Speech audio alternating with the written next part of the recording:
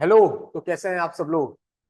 आज का टॉपिक हमारे पास जो पढ़ने के लिए आ रहा है वो टॉपिक हमारे पास नेशनल इनकम में से निकल रहा है। और इस टॉपिक के बहुत ज्यादा क्वायरीज आती है मेरे पास। आप बच्चे भी मेरे से पूछते हैं और सब पूछते हैं कि भैया ये टॉपिक समझा दीजिए। ये टॉपिक हमारे पास है एनडीपी। दरअसल हम लोग जीडीपी को तो इजीली समझ लेते हैं, और जीडीपी बहुत ज्यादा डिस्कस भी किया जाता है, लेकिन दिक्कत आती है कि भैया ये एनडीपी क्या है। तो सबसे पहली तो इंपॉर्टेंट बात ये समझते हैं कि एनडीपी हमारे पास नेशनल इनकम का ही टॉपिक है। और क्योंकि इसके नाम में एन जो स्टैंड कर रहा है, वो एन क्या स्टैंड कर रहा है, वो स्टैंड कर रहा है हमारे पास नेट।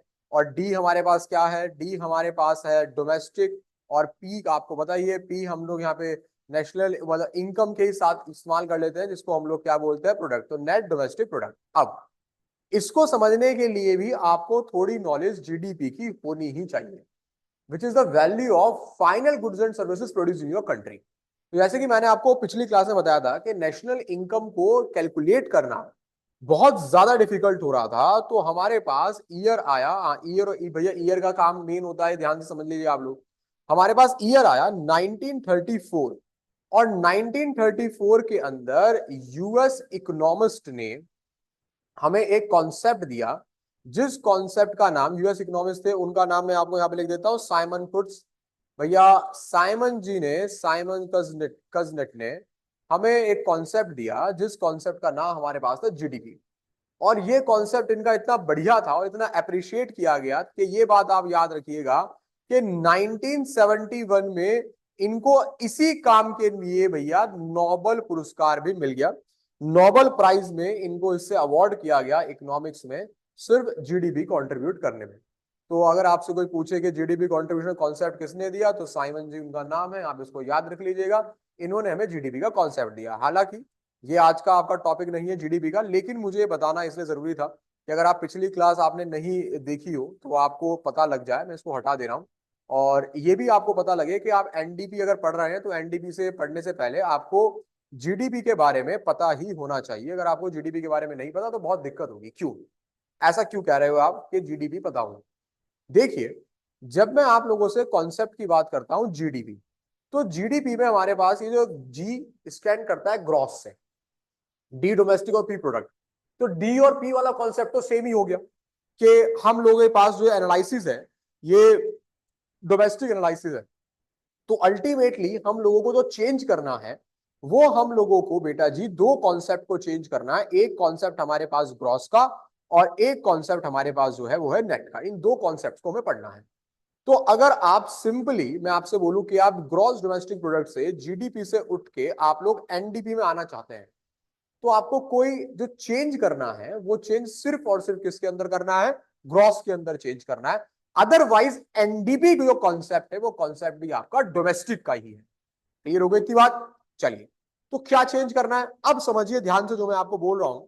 हमारे पास बेटा जी जो एडजस्ट वैल्यू यहां पे की जाती है ग्रॉस से नेट में आने के लिए, मेरे पास बच्चे जो एडजस्टमेंट फैक्टर काम करता है, वो एडजस्टमेंट फैक्टर काम किस चीज का करता है, वो फैक्ट काम करता है मेरे पास weight of the value of depreciation. इस बात को आप नोट कर लीजिएगा। हमारे पास बेटा जी जो काम कर रहा है वो क्या काम कर रहा है, काम कर रहा है wait of the value of depreciation. तो मेन इंपॉर्टेंट बात हमारे पास जो आती है वो क्या आती है कि भैया डेप्रीशिएशन कॉन्सेप्ट है, जो कॉन्सेप्ट हमारे पास ग्रॉस से नेट में जाने में हमारी हेल्प करता है। डेप्रीशिएशन, डेप्रीशिएशन आपकी वो normal and wear and tear की वैल्यू है जो आपके किसी भी एसेट पे इंपोज होती है। तो जब आपको किसी कॉन्सेप्ट को नेट में कैलकुलेट करना होता है तो आप जीडीपी में से डेप्रीशिएशन की वैल्यू को माइनस कर देते हैं। दोबारा रिपीट कर रहा हूं मैं, अगर आप लोगों को बेटा जी एनडीपी कैलकुलेट करना है तो एनडीपी कैलकुलेट करने के लिए आप जीडीपी में से माइनस कर देंगे डेप्रीशिएशन की वैल्यू को, आप लोगों के पास एनडीपी आ जाए। इतना क्लियर हुआ? बिल्कुल क्लियर हुआ होगा इतना। अब भैया ये डेप्रिसिएशन देखिए, आप लोग एसेट्स को यूज करते हैं, वो एसेट्स अपने नॉर्मल वेरिएंट ईयर वैल्यू में आते हैं, जिसको हम लोग एक्सपेक्टेड ऑब्सोलेंसी बोलते हैं। याद रखना, डेप्रिसिएशन के अंदर सिर्फ और सिर्फ एक्सपेक्टेड ऑब्सोलेंसी कैलकुलेट किए जाते हैं, अनएक्सपेक्टेड ऑब्सोलेंस इसमें ऐड नहीं किए जाते, क्योंकि अनएक्सपेक्टेड ऑब्सोलेंस कैपिटल लॉस करते हैं। और हम लोग डेप्रिसिएशन के अंदर जो बात करते हैं, वो डेप्रिसिएशन के अंदर जो बात हमारे पास आ रही है वो लॉस वैल्यू का हो रहा है। किसका लॉस हो रहा है बेटा? वैल्यू का। तो ये बात आपको भूलनी नहीं है। अब भैया ये हम लोग किए, आपने जो बोला कि वैल्यू को हम डिडक्ट कर देंगे, मैंने कहा बिल्कुल कर देंगे। तो ये वैल्यू डिसाइड करने वाला कौन होता है, कौन है हमारे पास जो वैल्यू को डिसाइड कर रहा है? हाँ आप ये बताइए हमें कि वैल्यू डिसाइड करने वाला कौन है।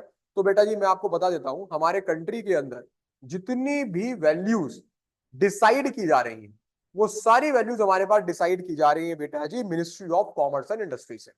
हमारे पास देश के अंदर बेटा जी कितना डेप्रिसिएशन चार्ज होना है, इस डेप्रिसिएशन की जो वैल्यू है, उस वैल्यू को बेटा जी कौन डिसाइड कर रहा है, उसको डिसाइड कर रही है हमारे कंट्री की कॉमर्स इंडस्ट्री। और ये इसके पूरी की पूरी लिस्टिंग आप लोगों को हर साल भैया दे देते हैं कि आप इतनी वैल्यूज पे डिडक्शन कीजिए, इतना आप लोग डेप्रिसिएशन को लगाइए। बताइए आपको इतना क्लियर हुआ? अब मैं एनडीपी में आगे लेके चलता हूं आपको, और एनडीपी में एक कॉन्सेप्ट आपको और बताने वाला है, वो कॉन्सेप्ट मैं आपको बताऊंगा कि एनडीपी सिर्फ हमारी सेम ईयर की value of goods and services calculate करना ही हुआ विदाउट डेप्रिसिएशन। बट एनडीपी कभी भी आप लोगों की कंपैरेटिव इकोनॉमिक्स को कंपेयर करने के लिए इस्तेमाल नहीं होगी। आप ये बात आराम से भैया नोट कर सकते हैं यहां पे कि बेटा जी जो एनडीपी हमारे पास होती है is not used, is not used for, is not used for comparative economics. Comparative economics में या कंपैरेटिव इकोनॉमिक्स में हमारे पास एनडीपी का इस्तेमाल जो है वो नहीं होता। अब हम बात करेंगे ऐसा क्यों है भैया, हम कंपैरेटिव इकोनॉमिक्स का क्यों इस्तेमाल नहीं करते? अंतर समझो। ग्रॉस से तुम लोग नेट में कैसे आए? डेप्रिसिएशन को हटाकर। और डेप्रिसिएशन डिफरेंट इकोनॉमिक्स का डिफरेंट होगा।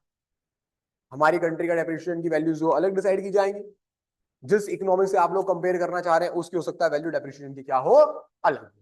तो बेटा इसी वजह से मैं आपको बता रहा हूं कि एनडीपी को समझने के लिए आप जीडीपी को समझे, और जीडीपी होती है value of goods and services produce in an economy in an accounting year.